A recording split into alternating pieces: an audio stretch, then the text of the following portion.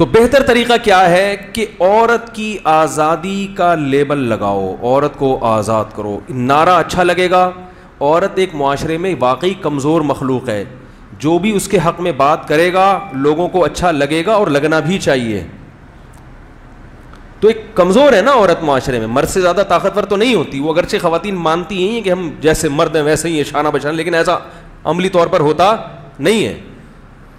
تو کمزور ہے, تو اس کے اسلام نے بھی حقوق بیان کیے, کمزور پر رحم کرو, اس کو عزت دو, اس سے محبت کرو, اس کی کمزوری کا ناجائز فائدہ مت اٹھاؤ. تو یہ سب چیزیں تو اسلام پہلے سے کہہ رہا ہے.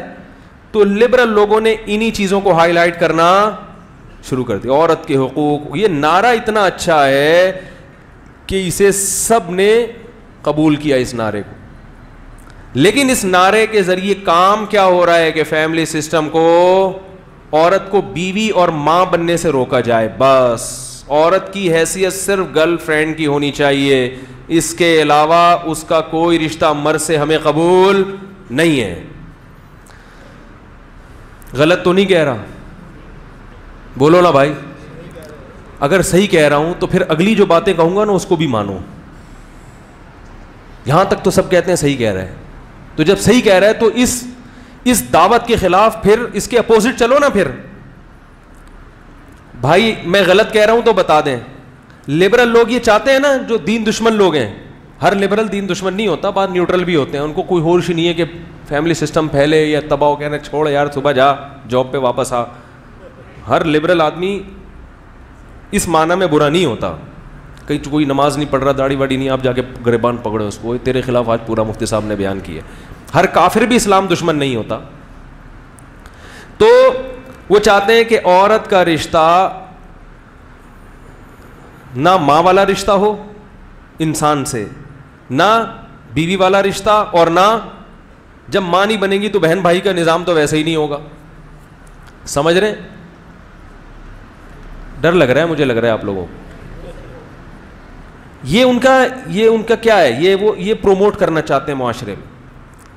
اس کے لیے اگر وہ یہ بات کرتے کہ نکاح کے رواج کو ختم کر دیا جائے تو یہ کوئی نہیں مانے گا. تو انہوں نے کہا جلدی شادی, بولو بھائی, غلط ہے.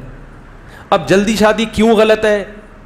اس کے لیے مختلف قسم کے ہیلے بہانے, کہ سسرال میں عورتیں ظلم کی چکی میں پستی ہیں, تو اور پھر ایکچولی ان کو آگے بڑھنا ہے تو ایجوکیشن ہے, معاشرے میں ایک بڑا اچھا کردار ادا کرنا ہے. کیا بال شوہر اور بچوں کے بکھیڑوں میں پھنس جائیں گی تو ملک کی تعمیر کے لیے اپنا کردار, بھائی کردار نہیں ادا کر سکتی نا ملک کی تعمیر کے لیے, تو ان کو ایکچولی ایجوکیشن ہے. یہ کیا چھچوری حرکتیں ہیں 15 سال کی, 18 سال کی بچیوں کی, ان پہ سسرال کا ظلم اور یہ ایک ظلم کی چکی. تو وہ ایسا زبردست, اور بہت سے لوگ دیکھ بھی رہے ہوتے ہیں. واقعی ہم نے اپنی بچی کی شادی کی تو ساس نے اس کا قیمہ بنا کے صبح ناشتے میں اپنے بیٹے کو کھلا دیا. یہ ہوتا بھی ہے, عملی طور پر ہو رہا ہے, مشاہدہ ہو رہا ہے. شوہر نے اس کو اتنا ظلم کیا اس بیچاری کے اوپر کہ وہ نفسیاتی مریض بن گئی. تو لوگ ایسے واقعات, دیکھو یار ان فلاں صاحب نے کی تھی تو وہ بیڑا غرق دیکھو, اور ہم نے اپنی بچی کو ماشاءاللہ ڈاکٹر بنایا ہے, کلینک کھول کے بیٹھی ہوئی, اور پورے مہینے کم سے کم لاکھ روپے آرام سے کماتی ہے.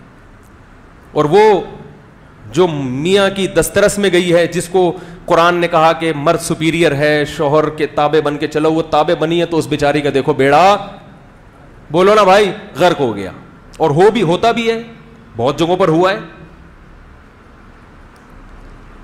تو یہ دعوت پھیلائی جا رہی ہے. پھر اس کے بچے ہوئے, ہائے بچے نہیں سنبھل رہے, میاں کی تنخواہ کم ہے, ایسی موویز دکھائی جائیں گی, ہائے وہ بیچاری پڑی ہوئی, ہائے درجن ہو گئے. پھر 13واں بھی آ رہا ہے, وہ عورت دکھائیں گے وہ مری ہوئی ہے, اس کی آنکھیں کالی ہوئی ہیں, ہائے ہائے. بس مولویوں کو تو بچے پیدا کرنے کے علاوہ کوئی کام ہے ہی نہیں. سمجھ رہے ہیں کہ نہیں سمجھ رہے؟ یہ کیا دکھایا جا رہا ہے؟ یہ تو اس سے نا نفسیاتی طور پر لوگ کیا ہو رہے ہیں, متاثر. تو اب ان تحریکوں کی وجہ سے لوگوں نے علماء کی باتیں سننا چھوڑ دی. کہتے یہ مولوی ہمیں 1400 سال پہلے دھکیلنا چاہ رہے ہیں. وہ پہاڑوں پتھروں کا دور, جب 13 سال کی بچی کی شادی کر دی جاتی تھی اور وہ ساس کی غلام بن کے رہتی تھی, شوہر کی غلام بن کے رہتی تھی. اسے فضائل سنائے جاتے تھے کہ سردے کا حکم ہوتا تو کس کو سردہ کرتے, شوہر کو. تو کنویں کی مینڈک کی طرح زندگی گزرتی تھی, بیچاری کو پتہ ہی نہیں ہوتا.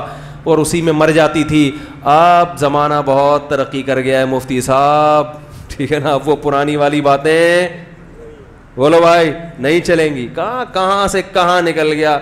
عورتیں پائلٹ بھی بن رہی ہیں, عورتیں جناب کرکٹ کے چھکے اور چوکے بھی لگا رہی ہیں, اور اب تو ملک میں وزیر اعظم بھی بن رہی ہیں. کہاں سے کہاں. حسینہ واجد کو دیکھو, بنگلہ دیش کی ہر دفعہ وہی جیتتی ہے. اگر 13 سال میں اس کی شادی ہو جاتی حسینہ واجد کی ہے بھائی, تو اس کی ساس تو وزیر اعظم بن سکتی تھی, وہ نہیں بنتی. کیا خیال ہے؟ تو بتاؤ حسینہ واجد اگر کسی کی بہو ہوتی, یعنی بچپن میں 13 سال میں, ہو سکتا ہے اب تو ہوگی وہ, لیکن اگر 13 سال میں بہو بن جاتی تو وہ وزیر اعظم بنتی؟ کیا خیال ہے؟ تو یاد رکھو, میں مانتا ہوں کہ سسرال میں ظلم ہوتا ہے, میں مانتا ہوں کہ ایجوکیشن میں رکاوٹ بن جاتی ہیں سب چیزیں, لیکن اللہ کے بندو جو چیز ضروری ہو نا, دیکھو کھانا کھانا ضروری ہے نا. اب کھانا کھانے کے بعد قبض بھی ہو سکتا ہے, سب کے کھانا ہضم, 10 آدمی اگر کھانا کھائیں گے تو ایک کو بہرحال پیٹ میں مروڑ, کراچی کی رپورٹ بتا رہا ہوں, ایک کو بہرحال پیٹ میں مروڑ ہوگا. اور 20 کروڑ انسان جب کھانا کھائیں گے تو کم سے کم بھی 10-15 لاکھ کو قبض, بھوکے آدمی کو قبض تھوڑی ہوتا ہے, کچھ ہے ہی نہیں تو کیا اس میں کیا. اب آپ نے کہا یار وہ پراٹھے کھا کے بیٹھا ہوا ہے, میں بھی آج صبح ہمارے ایک مہمان آئے تھے, 2 پراٹھے پٹھان ہوٹل کے کھائے ہم نے, وہ بیٹھے ہوئے یہاں پہ, 2 پراٹھے کھائے نا آپ کے سامنے, کھا لیے الحمدللہ, ہضم ہوئے میں, لیکن نہیں کھائے گئے پراٹھے وراٹھے آپ لوگ. مگر یہ کہ بہرحال تسلی نہیں ہوتی بھائی. بہت ڈاکٹروں نے کہا یہ تیل گھی والے پراٹھے چھوڑ دو, ہم نے کہا یار دنیا چھوڑ دے گا پراٹھے, صبح ناشتہ پراٹھے کے بغیر مزہ ہی نہیں آتا. تو اس کا پھر حل یہ ہے کہ پراٹھوں سے جو نقصان کا اندیشہ ہے اس کی ہم کسی اور طرح سے تلافی کوشش کر لیں گے, کہ یار اگر اس سے کولیسٹرول بالفعل بڑھ رہا ہے تو ایکسرسائز زیادہ کر لو, کچھ بھی کر لو. خیر جلدی سے بات کو سمیٹتا ہوں میں, پراٹھے چھوڑنا سے بہتر ہے دنیا چھوڑ دے آدمی.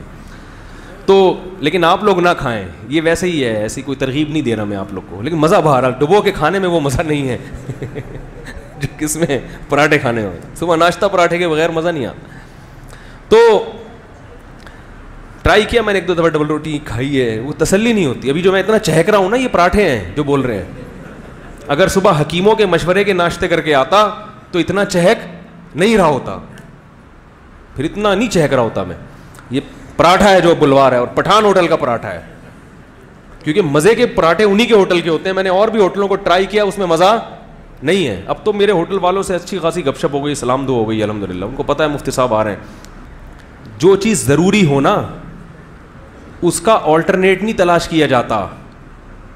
اب روٹی کھانا تو ضروری ہے نا, اب یہ تو نہیں ڈاکٹر گلوکوز کی بوتلوں پہ لوگوں کو لے کر آئیں کہ اتنے لوگوں کو ملک میں قبض ہو رہا ہے, رپورٹیں پیش کریں. بھائی کھانا تو ہے ہی, کیونکہ اس سے اجتناب کیا پھر تو بیڑا غرق ہو جائے گا. ہاں یہ ضرور ہے کہ جہاں جہاں نقصانات ہو رہے ہیں ان نقصانات میں تلافی کی کوشش کی جائے. تو نکاح کے بعد بھی فسادات ہوتے ہیں, تو جو فسادات ہو رہے ہیں, جیسے جہیز ایک لعنت ہے نا, تو جہیز کے خلاف بات کی جائے. یہ کہنا کہ چونکہ جہیز عورتوں پہ بوجھ پڑتا ہے لڑکی کے باپوں پہ, لہذا نکاح کا سیٹ اپ ہی ختم کر دیا جائے تاکہ کہ لڑکی کے باپ پر جہیز کا بوجھ آئے ہی نہیں, تو یہ پاگل پنے والی بات ہوگی. نکاح اگر تعلیم میں رکاوٹ بن رہا ہے تو نکاح کے خلاف تقریر نہ کی جائے, نکاح کو تعلیم میں رکاوٹ نہ سمجھا جائے. میں نے ایک بیان کیا تھا نا کہ یہ جو کمبخت لوگ کہتے ہیں ہمیں ڈاکٹر بہو چاہیے, ان کمبختوں کو ایسی لڑکی کیوں نہیں چاہیے جن کو یہ خود ڈاکٹر بنا دیں. ایسے کمبخت لوگ ہیں نا معاشرے میں, ریڈی میڈ ڈاکٹر چاہیے ان کو. بھائی تو ریڈی میڈ ڈاکٹر کیوں لے رہا ہے, خرچہ بیٹی پہ باپ نے کیا, فائدہ کون اٹھا رہا ہے. تو بچی کی شادی 13 سال کی عمر میں کرو اور یہ شرط لگاؤ لڑکے سے کہ بچی کی خواہش تھی کہ یہ ڈاکٹر بنے گی, تو اس شرط پہ آپ سے نکاح کر رہے ہیں کہ آپ اس کو ڈاکٹر بنائیں گے. صحیح ہے, بخاری میں ایسی شادی ہے. نبی صلی اللہ علیہ وسلم نے ایک خاتون کی شادی کرائی ایک صحابی سے جن کے پاس پیسے نہیں تھے مہر کے. آپ نے فرمایا شرط پہ نکاح کر رہا ہوں کہ تمہیں جتنا قرآن آتا ہے ان کو سکھا دینا. تو پتہ چلا تعلیم پہ بھی نکاح ہوتا ہے, تعلیم پہ بھی نکاح ہوتا ہے.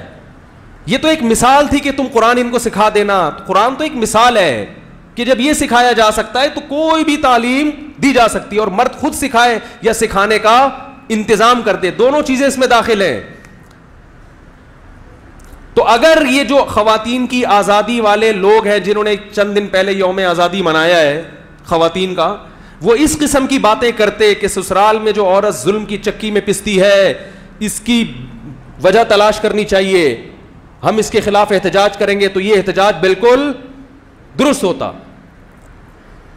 عورت کو سسرال میں جانے کے بعد تعلیم پر پابندی, اگر سسرال نے پہلے سے شرط لگا دی ہے کہ ہمیں ایجوکیشن چاہیے, تو سسرال اس بات کا پابند ہونا چاہیے کہ وہ اس پابندی پر کیا کرے, بولو نا بھائی, عمل کرے. اور اگر وہ نئی پابندی قبول کرتا تو پہلے بتا دے بھائی میں نے پڑھوانا ہی نہیں ہے, تو ان کی مرضی آپ کو دے یا نہ دے. پھر وہ ایسے مرد سے نکاح کرے جو اس معاملے میں رکاوٹ نہ بن رہا ہو, اور یہ ایک شادی والے نظام میں ممکن نہیں ہے. اس کے پاس سلیکشن کا حق ہونا چاہیے کہ بھائی وہ مجھے تیسری میں گوارا ہے, دوسری میں گوارا ہے, کیونکہ وہ میرے تمام حقوق ادا کرنے کے لیے تیار ہے, میری ایجوکیشن میں, میری تعلیم میں رکاوٹ نہیں بن رہا. اور اکلوتا جو ہے وہ مجھے گھر میں پوچھے پہ برتن دھونے پہ لگا دے گا, مجھے اکلوتا قبول نہیں ہے. اور کسی کو اکلوتے کا شوق ہے کہ نہیں جی مجھے تعلیم نہیں, مجھے میاں ایسا چاہیے جو وحدہ لا شریک لہ ہو, تو ٹھیک ہے, ایسے بھی مارکیٹ میں موجود ہیں. تو یہ مسائل کا صحیح حل ہوگا. جو حل لبرل لوگ دے رہے ہیں اس سے فیملی سسٹم تباہ ہو رہا ہے, زنا پھیل رہا ہے معاشرے میں, ولد الزنا بچے پیدا ہوں گے. وہی حال ہو جائے گا جو یورپ کا تھا, بچہ پیدا ہو گیا, باپ کا پتہ چل ہی نہیں رہا ہے, ڈی این اے سے پکڑا جا رہا ہے وہ کمبخت, اور پکڑے جانے کے بعد بھی کہہ رہے ہیں یہ ڈی این اے رپورٹ کیا ہے, غلط ہے. کیونکہ حلال بچوں کا جو باپ ہوتا ہے وہ بچوں سے دلی محبت کرتا ہے. ان کو, ہمارے یہاں تو طلاق کے بعد جھگڑے ہوتے ہیں, باپ کہتے ہیں بچے میں رکھوں گا, ماں کہتی ہے میں رکھوں گا. اور اس معاشرے کا آپ اندازہ لگاؤ جہاں بچہ پیدا ہونے کے بعد عورت الزام لگا رہی ہے اس کا ہے, اور وہ کہہ رہے ہیں میرا اس سے کوئی تعلق نہیں ہے. تو یہ معاشرہ چاہتے ہو؟ نظریاتی طور پر تو آپ کہیں گے ہم یہ معاشرہ نہیں چاہتے, لیکن جو آپ عمل کر رہے ہیں نا اس عمل سے لگتا ہے کہ آپ یہی مستقبل اپنی قوم کا یہی چاہتے ہیں. عمل سے یہی لگ رہا ہے کہ آپ چاہتے ہیں کہ ہماری قوم کا فیوچر, بولو بھائی, یہی ہو. عمل یہی ہے.